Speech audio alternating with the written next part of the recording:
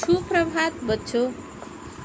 आज हम आपके पाठ्य पुस्तक रिमझिम भाग 1 से जो कविता पढ़ाने वाली हूँ उस कविता का नाम है पगड़ी।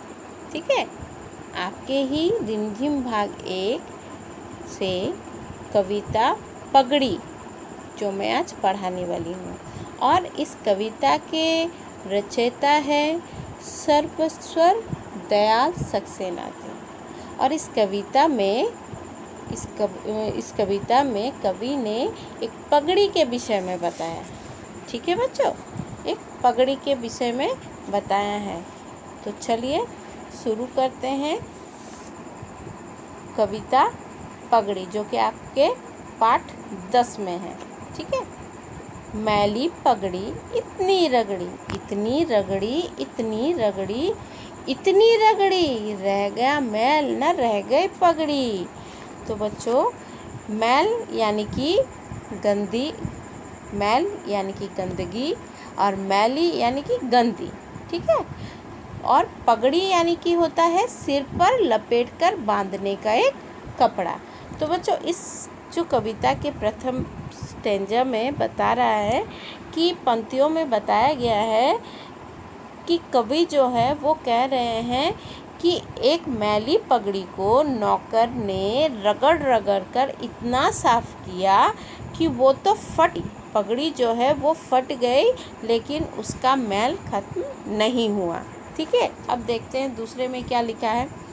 हट्टी कट्टी मोटी तगड़ी, मालकिन झगड़ी, इतनी झगड़ी, इतनी झगड़ी, इतनी झगड़ी, इतनी झगड़ी, तर गया मैल और तर गई पगड़ी।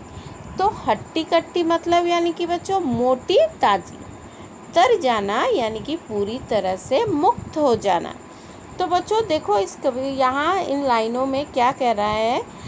तो कवि कह रहे हैं कि नौकर के द्वारा पगड़ी जो साफ़ किए जाने वाला था, साफ़ होने वाला था, तो नौकर के द्वारा जब पगड़ी नौकर जो है वो साफ़ करना शुरू किया तो वो पगड़ी जो है वो फट गई, है ना।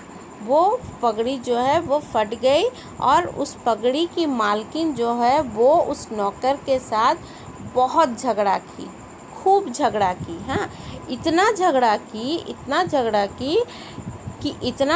की कि इसमें पगड़ी और मैल दोनों ही तर गए, यानी कि दोनों ही मुक्त हो गए, है ना।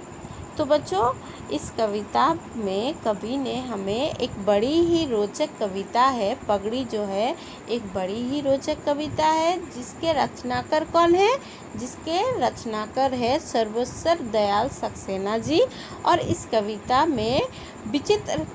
में इस पगड़ी के विचित्र स्थितियों का सामना, पगड़ी ने जो विचित्र स्थितियों का सामना किया उसका वर्णन किया गया है। और कवि कह रहा है कि एक पगड़ी जो रगड़ रगड़ कर इतना साफ किया गया कि मैल तो रह गई, किंतु वो पगड़ी जो है वो और ना रही, वो फट गई। इतना रगड़ा गया कि वो पगड़ी जो है वो फट गई। और इस तरह पगड़ी की हट्टी कट्टी मालकिन जो थी वो इतना झगड़ा की नौकर से कि मैल और पगड़ी दोनों ही तरबतर हो गए, यानी कि दोनों ही मुक्त हो गए, खत्म हो गए। ना रह गई पगड़ी और ना रह गया पगड़ी का मैल, दोनों ही खत्म हो गए, तरबतर हो गए। ठीक है बच्चों।